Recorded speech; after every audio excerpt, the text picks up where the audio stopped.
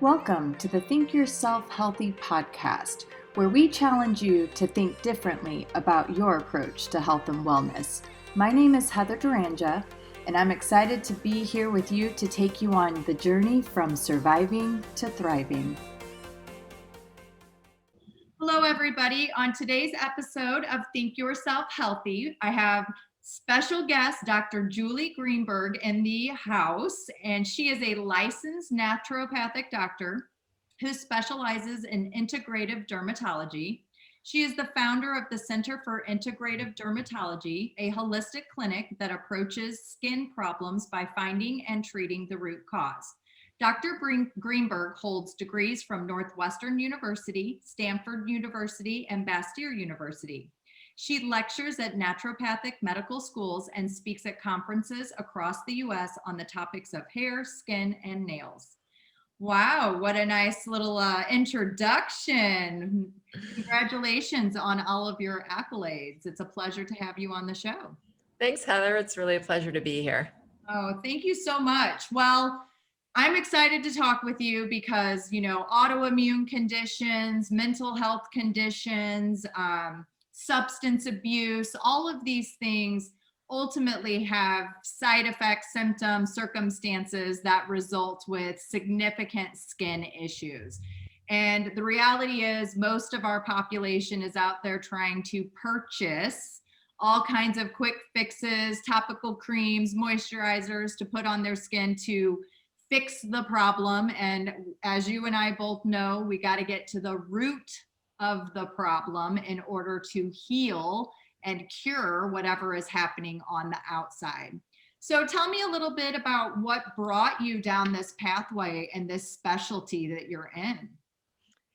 Yeah, well, it was a little circuitous, and it actually fits with me being a naturopathic doctor. So, in order to find and treat the root cause as a naturopathic doctor, we say treat the whole person. And I know you agree that all the systems are connected.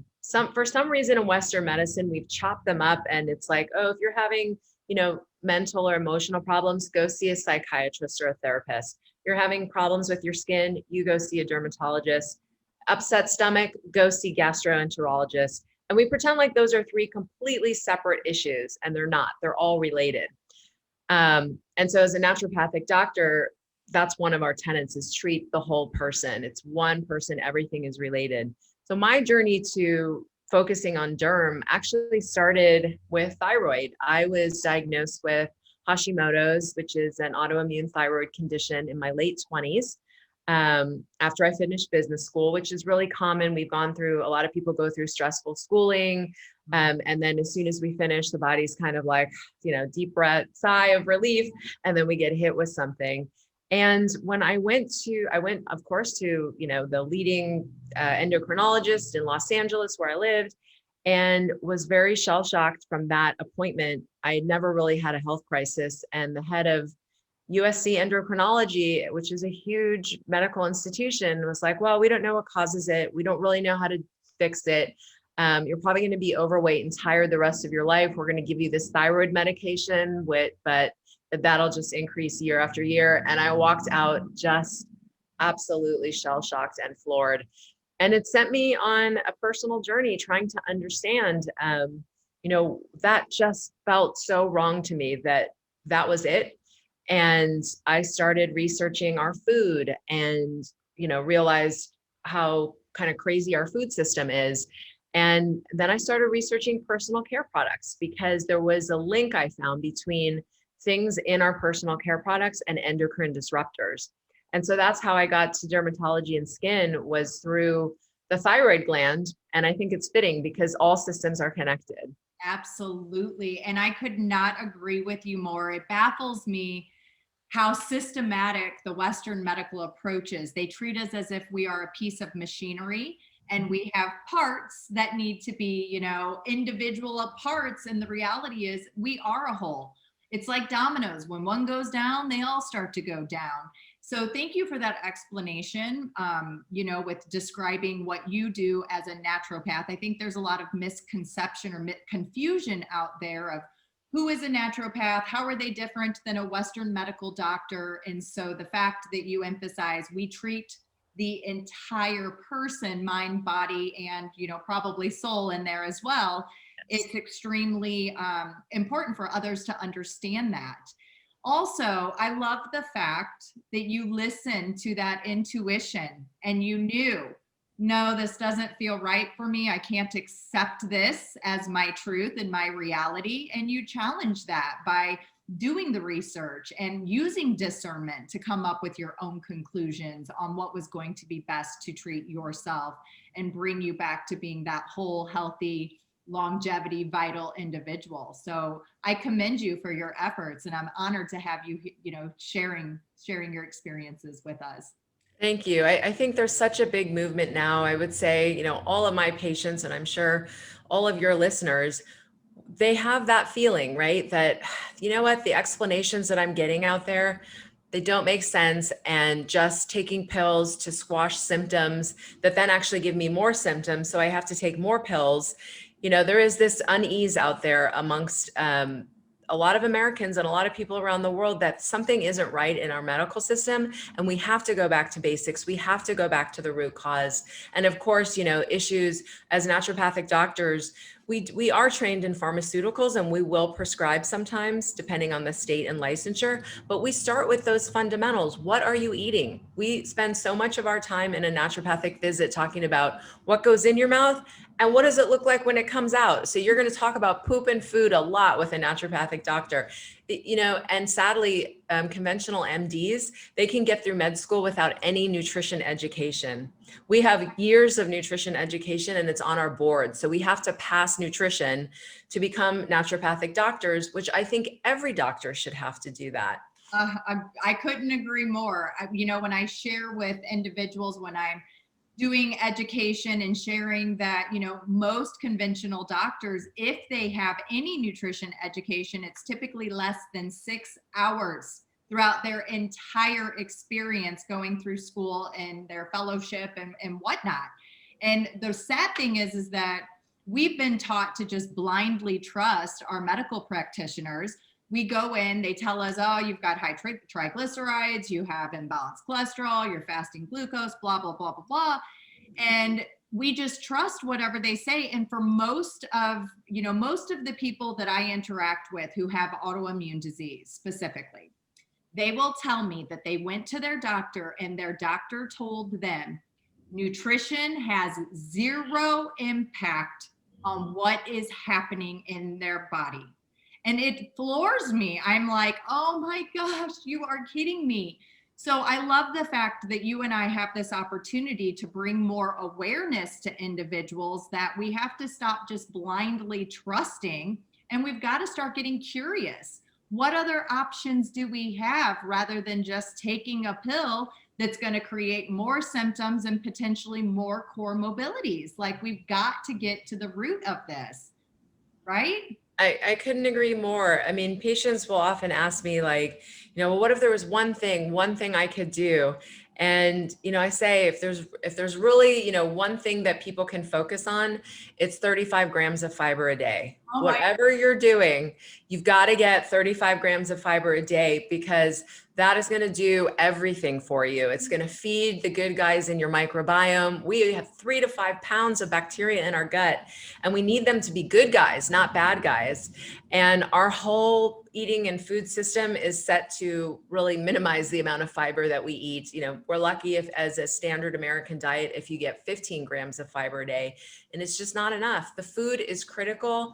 My dad's oncologist, who is an older gentleman, when he first was diagnosed, I was hoping to get him on board to help my dad, you know, kind of prompted him, like, what foods or what do you think he could change with his diet to help with the cancer? And this older gentleman oncologist said, no, food has nothing to do with cancer. And I just, you know, it took everything in me not to fall on the floor and just throw a tantrum. But yeah, it is starting to change, I think, with some of the younger doctors, and they know that they're missing the nutrition piece, but still, I don't think they know what to do about it. it has to start getting built into that core education. But you and I are on the same page. It is so much about what you are eating. It's Absolutely. fundamental. And girlfriend, I preach fiber like there is no tomorrow. So hearing it come from your mouth just elates me. You are singing the same song, and I absolutely love it.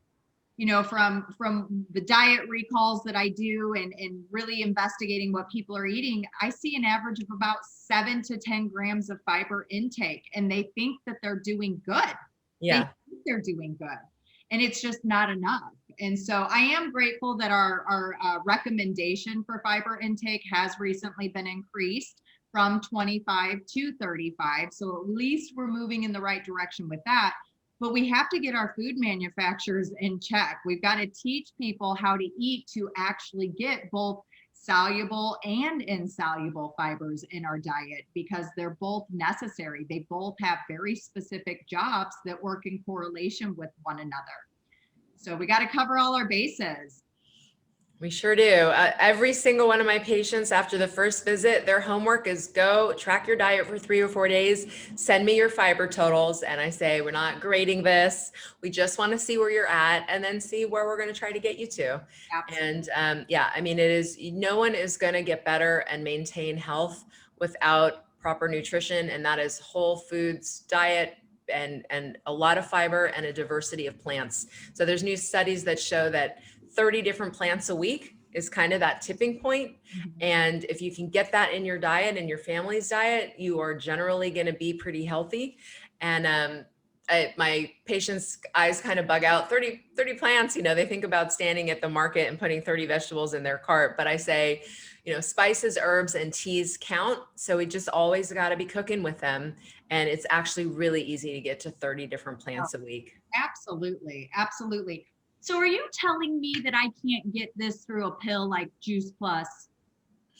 And then, yeah, so I got a lot of questions from my patients. Well, can I just take fiber supplements to get there? What about that? And we talk about that. And you know, the truth is, it's not just the raw fiber, it's everything that comes around it in the plant. So there's polyphenols and phytonutrients, there's antioxidants. All of those things keep us healthy. They feed our microbiome. Again, we are not eating for one. And even if you're pregnant, you're not eating for two. You're eating for billions. You've got to feed your bacteria in your gut. They really are a part of who you are and your health. And they need whole plants.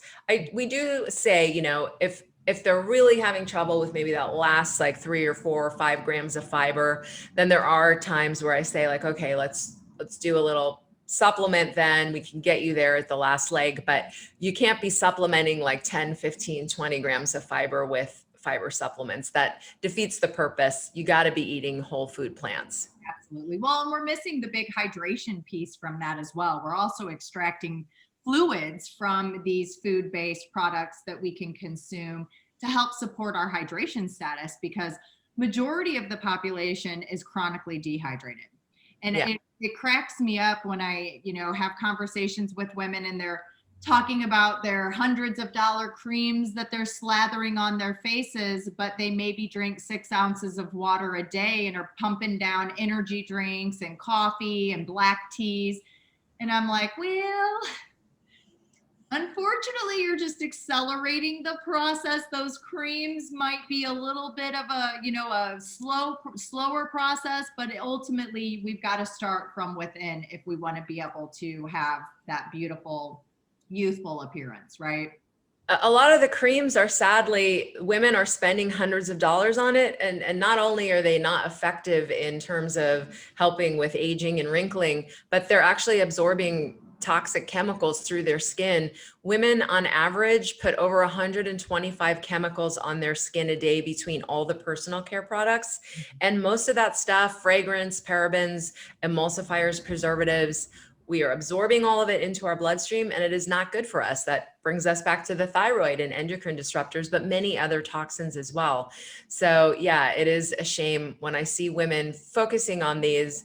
I really try to steer them away towards really beautiful, gentle, natural botanicals that are good for the skin. And going back to, you can eat your way to healthy skin. You can reduce wrinkles with the food. Again, eating foods rich in colors, plants, a variety, and low sugar. Absolutely. I see it over and over and over again when I work with clients, and especially in the substance abuse populations, when they come in and they're going through their detoxing process, their skin is just inflamed. I mean, it's just terrible. And with a matter of 2 weeks of them really focusing on changing their nutrition habits, I come in and I see them and they're glowing. I'm like, oh my gosh, who is this amazing, beautiful person that is standing before me? And then that boosts their confidence. They feel better with their increased confidence.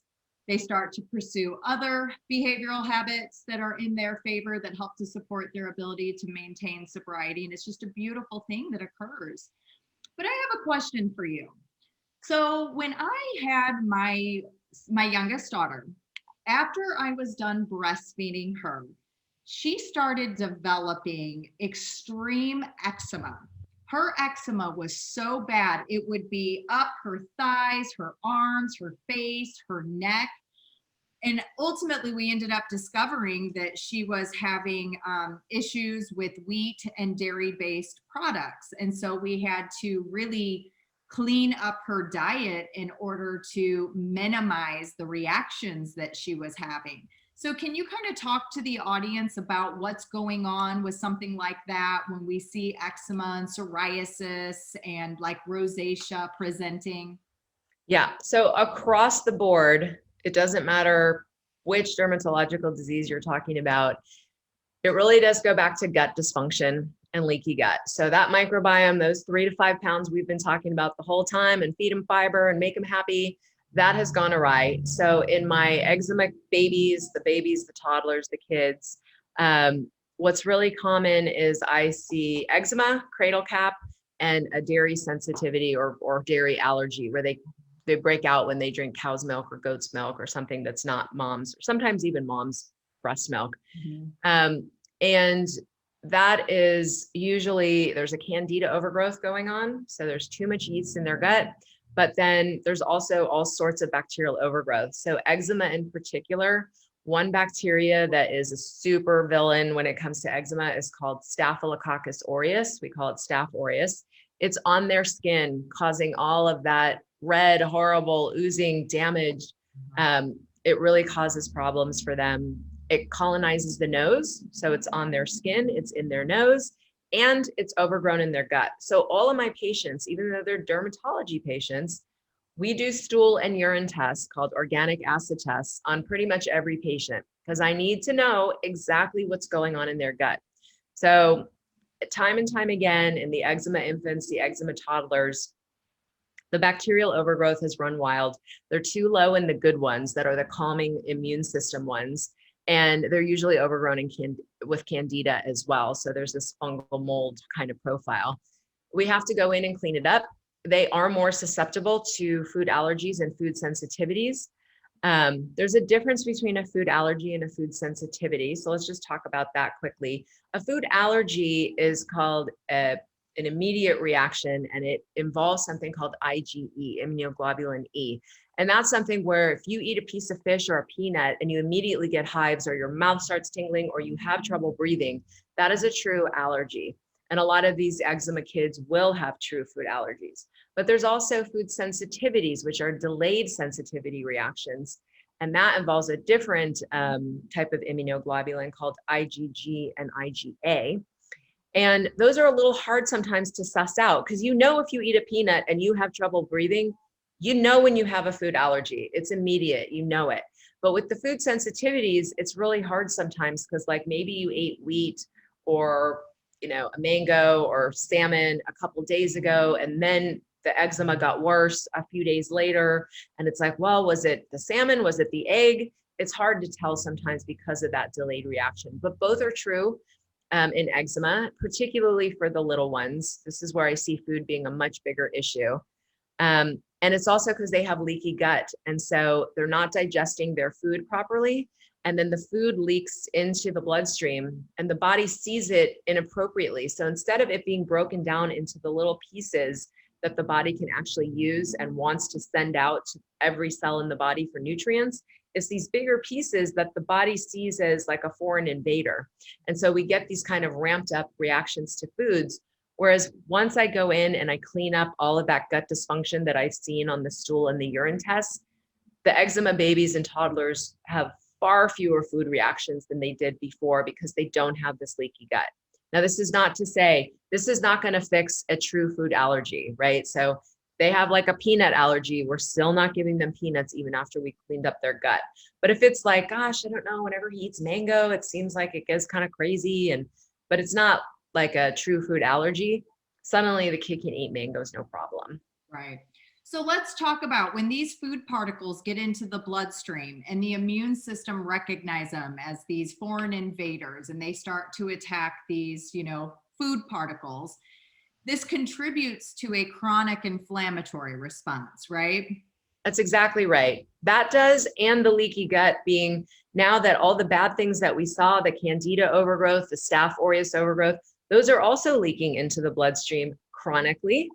And the only way that the body has to respond to the situation is through inflammation. Mm-hmm. And that is the driver of chronic inflammation, not just in eczema, not just in all the diseases, derm diseases that you listed at the beginning, but it's the fundamental core of chronic disease in America. And we are so sick. If you look at adults in America, 6 out of 10 adults have a chronic inflammatory disease, and 4 out of 10 have 2 or more chronic inflammatory diseases. And it really does all go back to this gut, the leaky gut, the dysbiosis. It's just all wrong from what it's supposed to be. It's supposed to be a very calm situation in our gut. And about 80% of our immune system is derived from our gut. So our gut is trying to see how things are going. And okay, is everything cool? Or is the Capitol building been breached? And do we have a riot? Right. And in most of American guts, there's a riot going on at all times. And the body has to respond with inflammation. There's no other choice. Absolutely. Too late at that point. So yes. But when we're in that chronic, inflammatory state and we're having to allocate all of our resources just to manage that response, it starts to weaken the immune system, right? 100%. And there are organisms that weaken the immune system. So we know that an overgrowth of Candida weakens the immune system. They've done tests to see how do certain white blood cells or kind of immune attack cells in the body, how do they cope with certain bacteria like E. coli and Staph aureus on its own? And how good a job do they do fighting these bacteria in the presence of Candida? Mm-hmm. And Candida suppresses the immune response. And it suppresses the secretion of something called secretory IgA, which is in our gut, in our mucosal lining, we produce these to help the body deal with these invaders. Well, now we're getting a suppression of it. So it's even easier for those bad guys to overrun the system. So this chronically depressed immune system is a real problem. And then we get into this kind of hamster wheel where we can't fix the overgrowth of these bad guys. We can't fix the leaky gut. And so we're just chronically dealing with inflammation, trying to deal with everything that's making its way into the bloodstream. And the body absolutely gets worn down and has a difficult time coping. Right. So while we're on this topic of pathogens, and when we're having this overgrowth of bad pathogens in the bloodstream, in the gut, they're making waste products and they're also producing neurochemicals that are sending messages to our brain, making us have very specific cravings for these undesirable foods that are contributing to the problem, right? So yes, in so many different ways, our gut microbiome controls our brain. So Candida is one of those guys that I was talking about. When Candida overgrows, anytime a patient says to me, God, I just have really bad sugar cravings, I'm immediately thinking, okay, well, we got to see if there's Candida overgrowth because it takes over mind control. You think, how does a single cell fungal organism, that's what yeast is, single cell fungal organism, how can it take over my complex brain? Right. But it does. And people are driven to eat sugar and refined carbohydrates. And those are the folks who they're like, gosh, it's like, I just can't have like a package of cookies in the house because I'm always thinking about it. And, I'm always just kind of fighting the urge to go eat the rest of the pack. And it's like, they can't just have like 1 or 2. They're driven to eat it. We don't get that. You're not like, oh my God, there's a bunch of kale in the fridge. I want it. I want all the kale. We don't do that. We do that No, with sugar. kale's gonna starve those suckers out. They don't want the kale. They do not want you to eat the We kale. want It's to true. alkalize our system. We want to keep it acidic, right? Yeah. So I know, if there's intense sugar cravings, Candida is like my number one suspect, but it's more than that. Our neurotransmitters, things like dopamine. So dopamine is like an excitatory neurotransmitter. It's kind of a get up and go. It motivates us. But when we have too much dopamine, we can get anxious or even paranoid. Serotonin is the kind of calming neurotransmitter. And what I see time and time again on these labs is that people with this gut dysbiosis, their dopamine is sky high, and there's certain bacteria that will cause it to go sky high. So we don't have to fix the dopamine. We have to treat the bacterial overgrowth, and that dopamine will come back down. And about 80% of serotonin is made in the gut. So when the gut is all inflamed like this, we aren't producing enough serotonin, which is that calming neurotransmitter, that make us feel good. So every single dermatological disease that you can name, there are increased instances of depression, anxiety. And so often after we treat the gut, I mean, a lot of my patients come in addition to the fact that the skin thing is making them crazy, they can't sleep. It's, emotionally taxing, especially if the derm condition is on their face or like their hands, somewhere people can see it. They're so stressed, they're anxious and depressed. And once we do this gut work and we create a calm gut and a calm immune system, a lot of that anxiety and depression will really calm down. Yeah. And it's amazing to see it where they do not receive an antidepressant.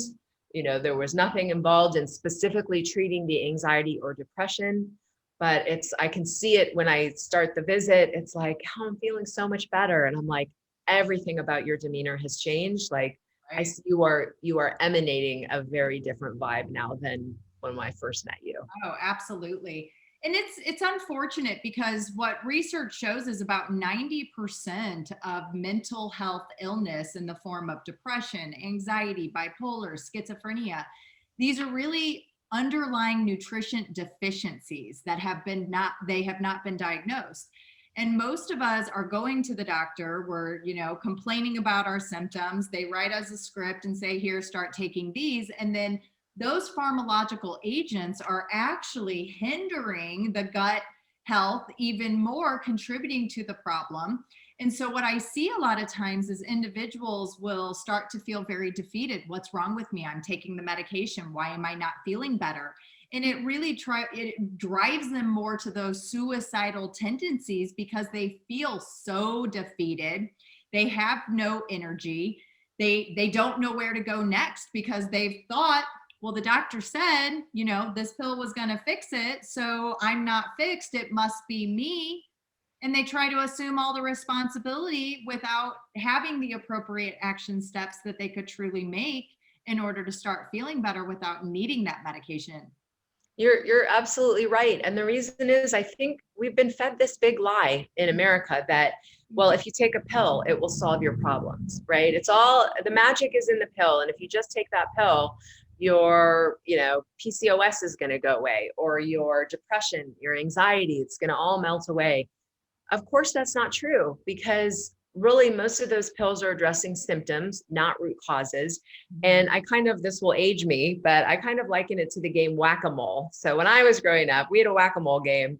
So maybe some of your younger listeners, think you and I are in the same age range. I don't know. I'm 49, so I don't know how old. I'm just a few years behind you. I'm 45, so we're right there. So the whack-a-mole, but for younger kids who don't, it was in the arcades where we used to go to play video games.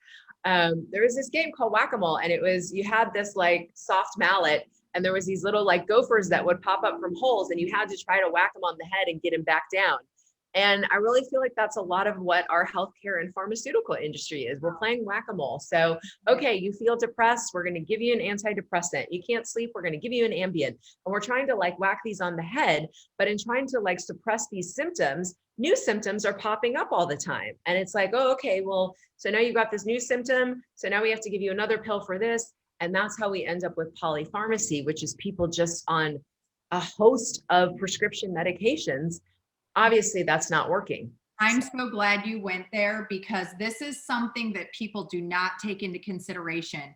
because we're treating the body as individual parts, and we're going to a gastroenterologist, we're going to a psychiatrist, we're seeing a cardiologist, we're seeing an endocrinologist. Each set of doctors is ordering medications and prescribing medications, and the doctors are not communicating with one another with what these patients are. When I talk to patients, most of the time, they have no clue what they're taking. They're like, I don't know, my doctor just gave me some medicine, I take the medicine. And so what we're seeing is really this huge, sad situation with people taking a plethora of medications that are actually having interactions with one another and some of the foods that they are eating. So it's a very dangerous situation to be in. And I think that we need to have more responsibility with these pharmacological agents and the way that they're being prescribed and communicated amongst each, discipline. It's true. You need to really be in charge of your own healthcare and manage it, because like you said, those doctors are not communicating. They don't have time. The average MD sees anywhere from 30 to 50 patients a day. I mean, that's insanity, but that's how insurance is structured. Is the shorter the visit, the more you can get through, the more you're going to make. And that's why you get like 7 to 15 minutes with your doctor. They do not have time to go chat with your other doctors and, really make sure that what you're on and is it cross-reacting. But, really also at a certain point, everything is interacting with each other. It's when we take the pill, it goes into our bloodstream. So everything starts interacting, and you're right. We get nutritional deficiencies.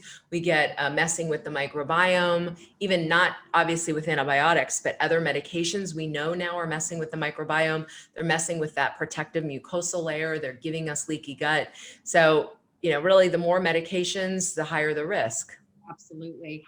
So would you feel comfortable speaking about steroid use, since steroids are one of, the most popular things that are out there being prescribed as that quick fix to help people feel better, and the impact that steroids have on gut health specifically?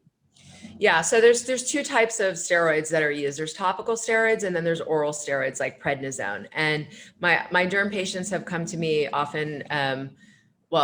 The number one thing I think you walk out of a dermatologist's office with is topical steroids, but a lot of my patients have also been given oral steroids.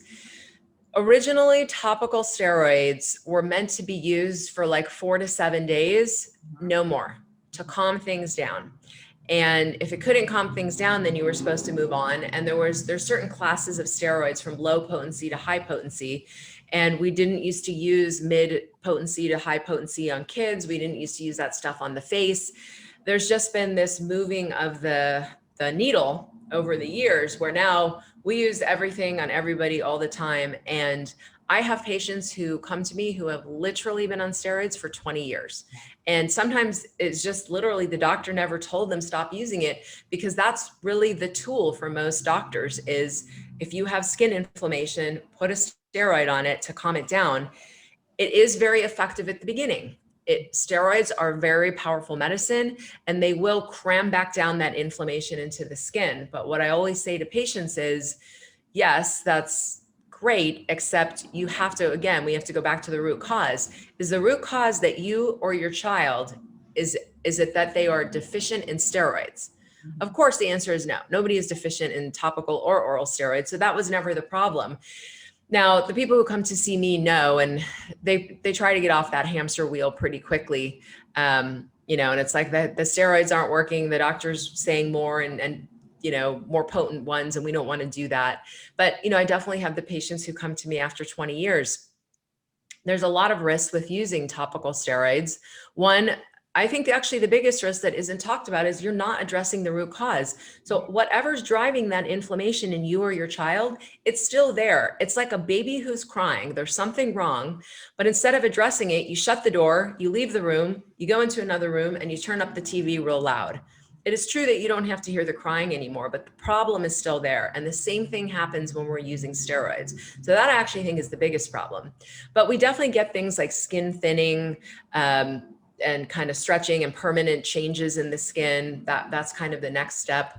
And then the worst possible situation is something called topical steroid withdrawal syndrome, TSW.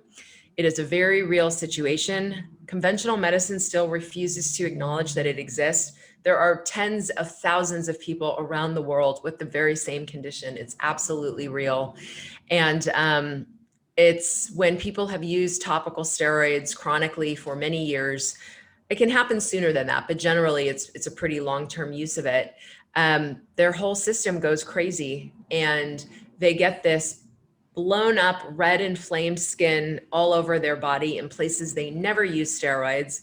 And it can take them years to get through it if they don't have proper guidance. And it's really painful and awful. The whole body can be oozing and crusting, and it's so uncomfortable. People literally have to quit their jobs.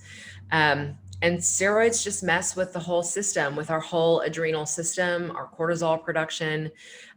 So even topical steroids, I think, are quite dangerous when used long-term because of the risks that they pose and because we are completely ignoring the underlying inflammation that's what's screaming at us on our skin to be dealt with. Once you start getting those skin problems, the body is giving you a very clear message. There's something gone very wrong in here and I am no longer able to deal with it and I need a little help here.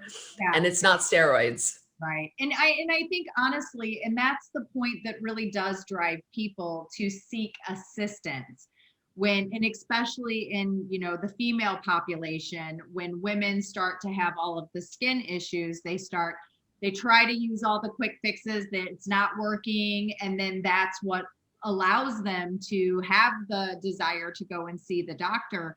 But unfortunately, they're not always seeking the right kind of guidance. Yeah, if you keep going back to the dermatologist, you're going to keep getting steroids. And then when the topicals stop working, they will go to the oral steroids like prednisone. And so people who want different options, who want to get to the root cause, unfortunately, you have to come out of that system and seek the care of, a naturopathic doctor, a functional medicine doctor, a nutritionist, somebody who understands that we're looking at outside of the skin alone, and we're really looking for root causes. Absolutely.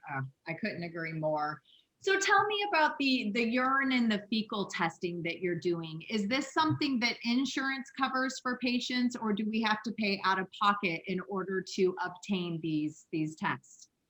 Unfortunately, it's not. I mean, there's some insurance who may give some amount of coverage, but generally they're out-of-pocket expenses. They're called functional medicine tests. And my patients understand inherently, why we need to do it, because they'll come to me with blood work and, the doctor will say, well, everything looks fine in your blood work. And meanwhile, they're broken out head to toe in some terrible rash or psoriasis or something. We know that they're not okay. And again, conventional medicine has not yet gotten on board with this kind of work, that what's happening in the gut is really impacting the skin and autoimmunity. We're just starting now to officially make that connection with autoimmunity, and things like depression. So hopefully someday we'll be able to cover labs to do stool testing and urine testing for depression, for autoimmune conditions, for derm. But right now they're out of pocket expenses. And I'll be honest with you, one of the biggest rebuttals I hear from individuals is, oh, I don't want to take that test because my insurance won't cover it. I personally do not take insurance. I am private pay only. And I find that the individuals who work with me, they're highly motivated because they are having to spend out of pocket in order to get the solutions. And they tend to have the best outcomes. But a lot of people are stuck in this, well, if insurance isn't covering it, then I'm not going to do it. And I feel like it's really our personal responsibility in order to change our insurance practices. If we have individuals who are no longer supporting that kind of method, right, of just going through the standard testing, and we start allocating our funds towards companies that are offering these testing, we're able to purchase these things from them, we're going to be taking a lot of the market value, and the insurance company is going to be put in a position where they're going to have to change their practices. One of the things that drives me insane is vitamin D testing. Insurance has decided that for a female under the age of 45, it's no longer a standard test. And so we see chronic vitamin D levels that are so subclinical and super, super low, but the insurance company will not cover that test. And these people are walking around with these very dangerous deficiencies, having no clue. And when I have individuals purchase those tests out of pocket, they're cheap. They're not a lot of money. And we get the, values back, and they're a 6, they're a 10, they're a 13. And it's like, how can they not think that this is an important metric to be measuring for our overall health? Vitamin D plays so many roles in the body. It's vital. So what are your thoughts? Yeah, I agree with you. It is very frustrating. And we do need to know the D level, because there's kind of like a daily D that I'll put somebody on who's got good levels. But if we're going to start loading them up with D and trying to increase their D, we have to know where they are and where they're starting, because D is, as you know, a fat soluble vitamin.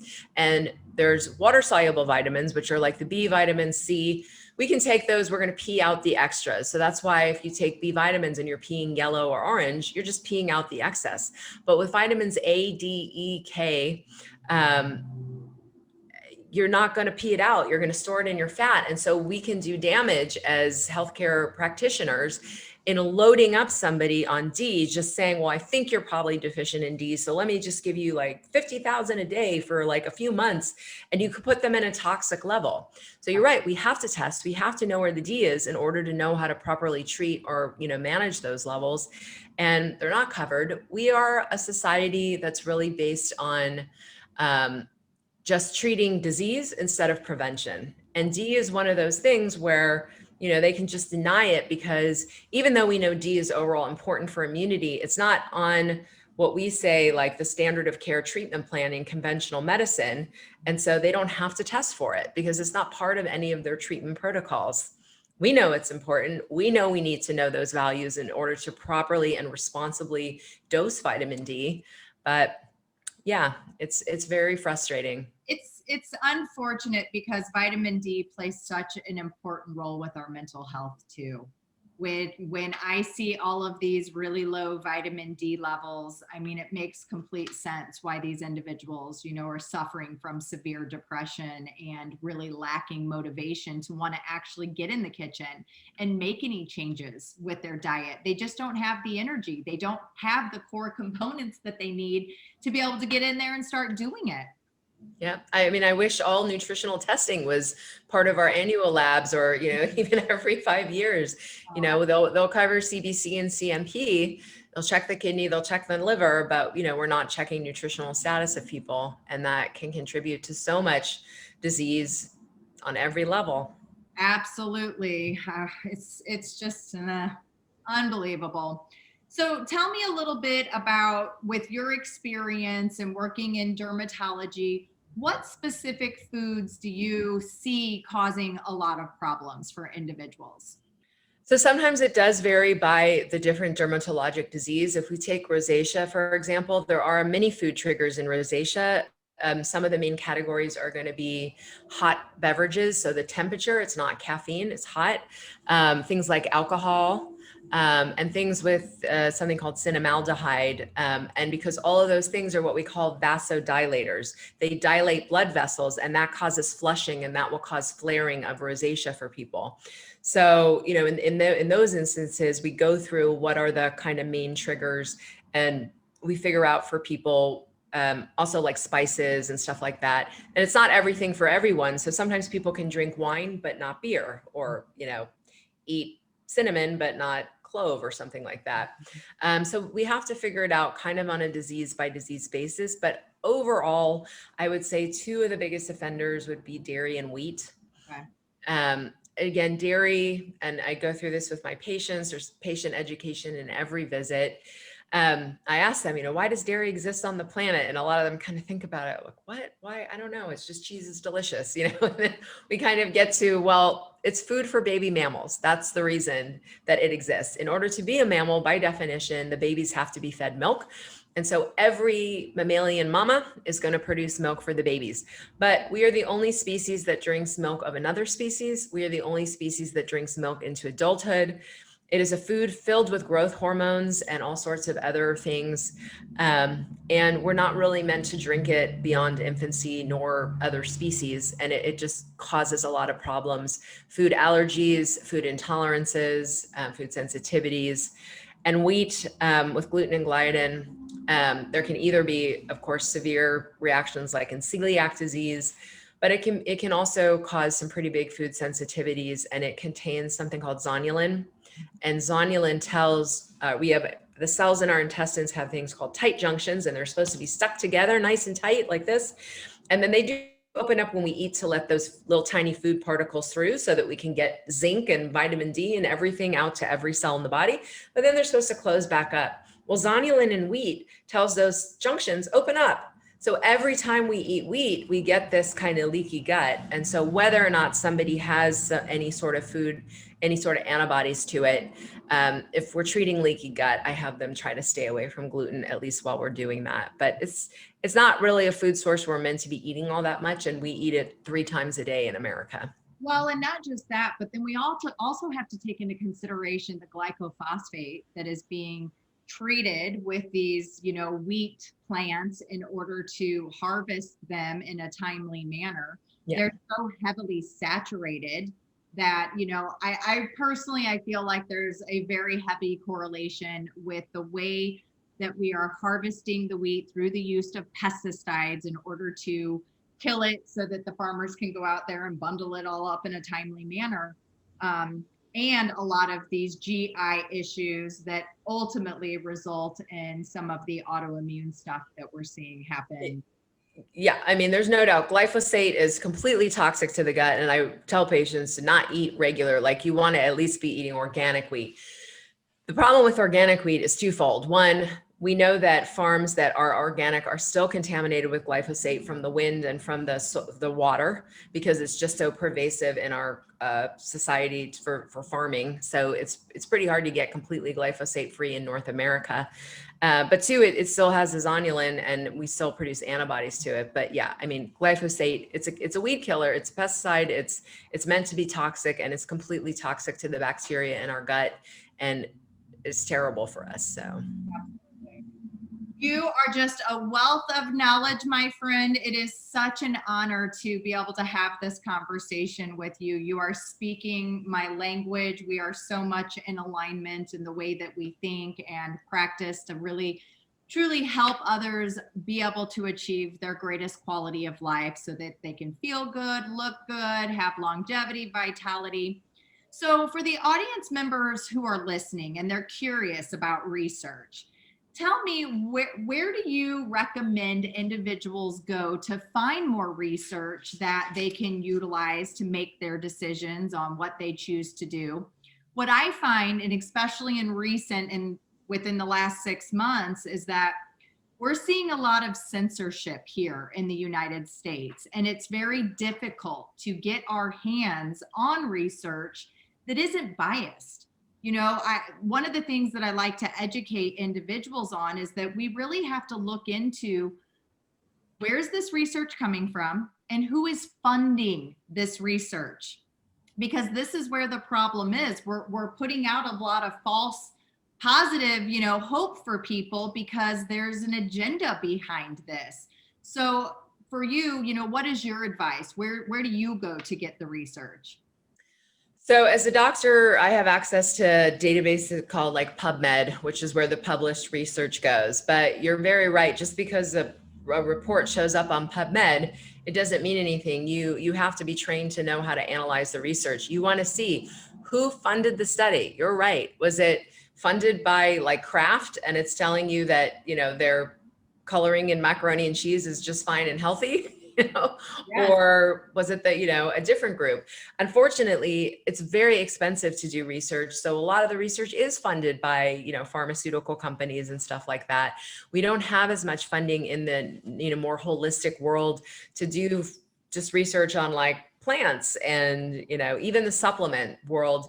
I mean, there's a little more money in the supplement world now, but this type of research is very costly. So you can Google and find a lot of research for free as just a layperson, but you do want to see who's funding the study, and there's a section to every research report called like conflicts, and they're supposed to list there whether there are conflicts, like do they own the company that just tested this supplement?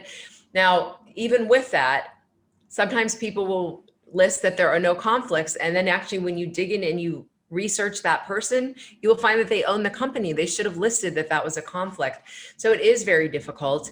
On some level, I tell people you have to also go back to your gut and what makes sense to you, right? So every time we try to get to these like Franken foods and it's like, oh, Soylent or whatever, this is a meal replacement. It's like, but is it really? I don't care how much research is out there telling me that this Franken food is a great meal replacement. It's not, because it's not a whole food. And our, genes are the same as they have been for hundreds of thousands of years. We evolved to be out in nature, foraging, picking plants, killing animals and eating them in that kind of a state, not like turning it into like a buffalo wing or something. And so I think you just kind of have to go back sometimes to reason and logic and just ask yourself, does this even make sense? Is this anything like a whole food? Is this anything like somebody could have eaten 30,000 years ago? And if the answer is no, just don't put it in your mouth. Fabulous advice. I appreciate that.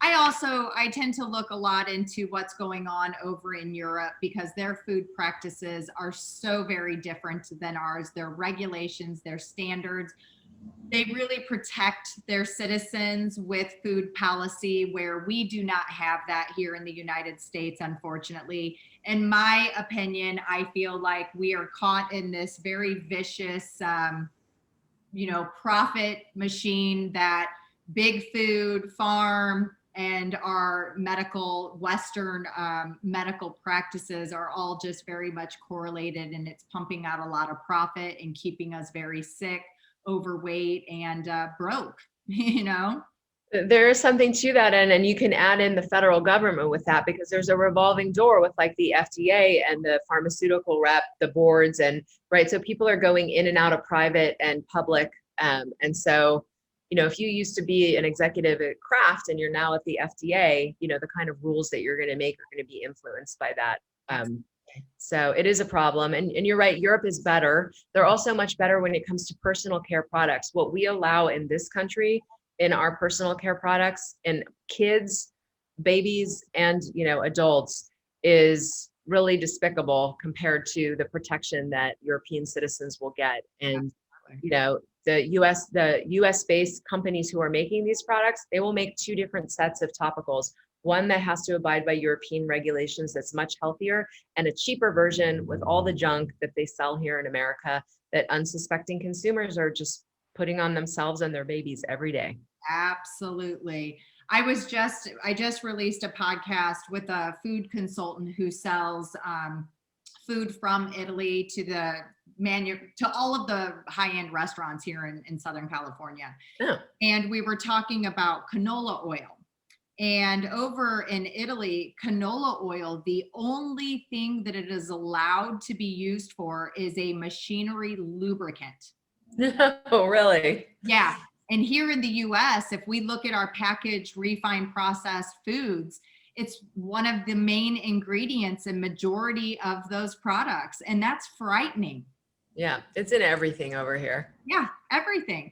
And it's frightening that over there it's only allowed to lube up machines, and here we're lubing up our bodies with it, and we wonder why we are having such high prevalence of so many diseases, including cancer. And it's just unfortunate. And I love the fact that both you and I are committed to bring about awareness, really try to get people back to the basics so that we can reclaim our health, have sovereignty over our bodies, and start living our best lives.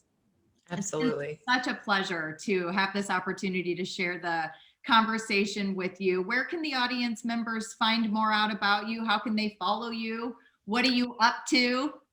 So my website is integrativedermatologycenter.com, and I'm licensed to see patients in California, Oregon, and Washington. Wow. If any of your listeners are outside of those states, they can write to me and I can try to get them to somebody who can maybe help them. If they actually want more research and more information, there's a 20 course series I put together with a group called at learnskin.com. And it's meant as continuing medical education for doctors, but it's a lot of these things that we're talking about. So there's like all the courses are free. So there's a course on like gut health and skin disease and how it's related. And so they can go sign up at learnskin.com and take the course for free. And I cite all the published research in there. And there's lots of courses. So there's like a naturopathic approach to acne, naturopathic approach to psoriasis, naturopathic approach to eczema, lots and lots of courses that they can take. And, we've put together that research for them, kind of connecting all these pieces. And if you're not a doctor, you won't get continuing medical education, but you will get an education. So. Oh, wow. That's amazing. I have immense respect for you and what you're doing. And thank you so much for all of the work and your commitment to improving the health of the United States. We are truly honored to have medical practitioners like you out there fighting for us and putting together resources like that. My gosh, what an amazing feat. Amazing. Everybody, you better check that out. There is no excuses. It's free, for God's sake. My gosh. It is. Well, I will make sure that I link all of those in the show notes so that individuals have easy access and can find you and locate those resources as well. Thank you so much. It's been such a pleasure. I would love to do this again with you in the near future. So let's definitely stay connected. Sounds great. Thanks so much for having me, Heather. I really enjoyed talking with you today. Thank you. Well, my best to you.